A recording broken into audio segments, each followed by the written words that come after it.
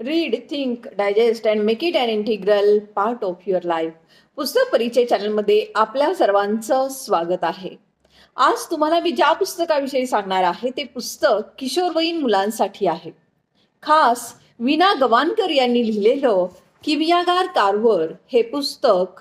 Carver यांचं चरित्र जे आहे ते अगोदर प्रसिद्ध झालेलं आहे, पण किशोरवयीन मुलांना वाचनाची आवड निर्माण व्हावी म्हणून सोप्या भाषेमध्ये अनेक पिक्चर समाविष्ट करून हे पुस्तक छोटंसं लिहिलेलं आहे.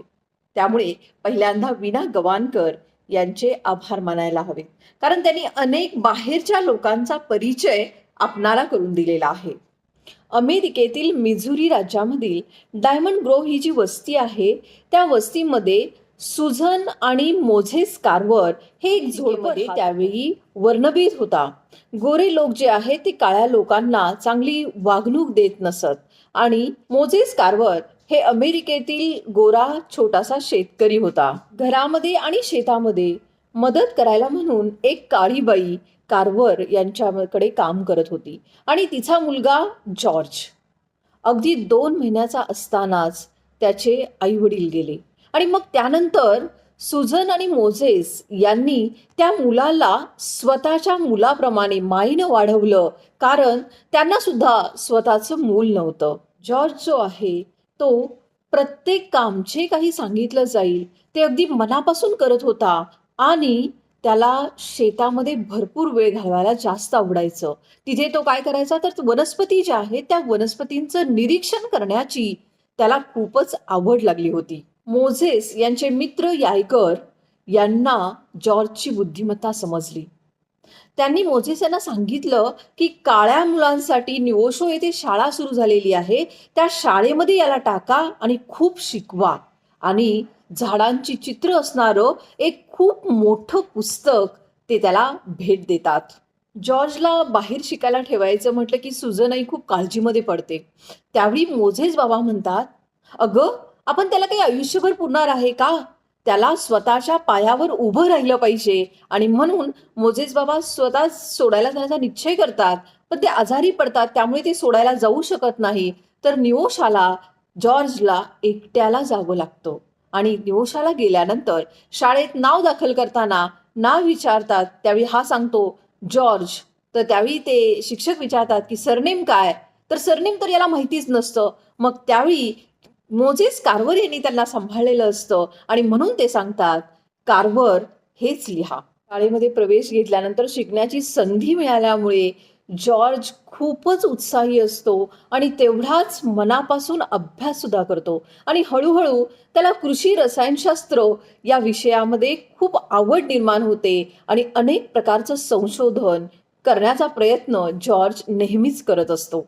जॉर्जला शाळेमध्ये एक शिक्षक सांगतात की जोपर्यंत जमिनीचा वरचा थर सुरक्षित आहे तोपर्यंत आपलं भवितव्य सुरक्षित आहे आणि म्हणून हा जमिनीचा थर टिकवण्यासाठी आणि तो अधिकाधिक सुपीक कसा करता येईल या त्या दृष्टीने अनेक प्रकारचं संशोधन त्यांच्याकडून घडून येतं आणि मुलांना मदत करण्यासाठी, मुलांना शिकवण्यासाठी एक प्रयोगशाळा सुद्धा टाकाऊ वस्तूंपासून तयार करतात.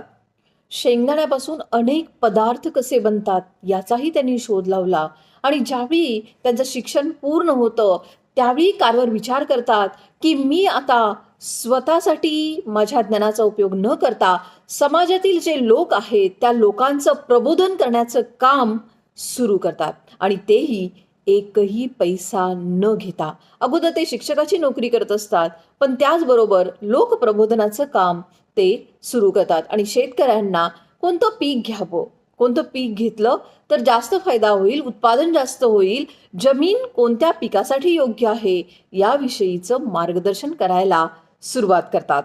25 वर्षानंतर जॉर्ज कार्व्हर आपल्या आई वडिलांना भेटण्यासाठी गावी जातात.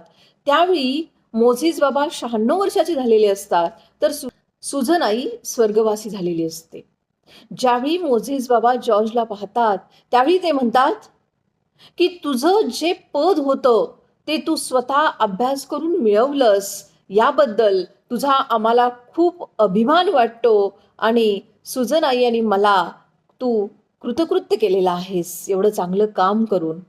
रिड्यूस, रियूज अँड रिसायकल हा पर्यावरणाचा मंत्र जो आहे तो त्यांनी आयुष्यभर जोपासला. स्वतःचं राहणीमान त्यांनी अत्यंत साधं ठेवलं. पृथ्वी जगण्यालायक जर आपल्याला हवी असेल तर निसर्गाशी आपल्याला मिळतं-जुळतं घेतलं पाहिजे. हा संदेश जनतेपर्यंत पोहोचवण्याचं काम मनापासून त्यांनी कोणतीही अपेक्षा न करता निस्वार्थपणे केलं आणि वयाच्या 80व्या वर्षी ते पंचतत्वामध्ये विलीन झाले. मुलांनी खरोखरच हे चरित्र वाचणं खूप गरजेचं आहे. किमयागार कार्व्हर हे चरित्र मुलांनी जर वाचलं तर त्यांना सुद्धा आपणही काहीतरी संशोधन करावं असं वाटेल आणि कार्व्हर यांनी जे सामाजिक काम केलेलं आहे तो आदर्श सुद्धा त्यांच्या डोळ्यासमोर उभा राहील. Thank you.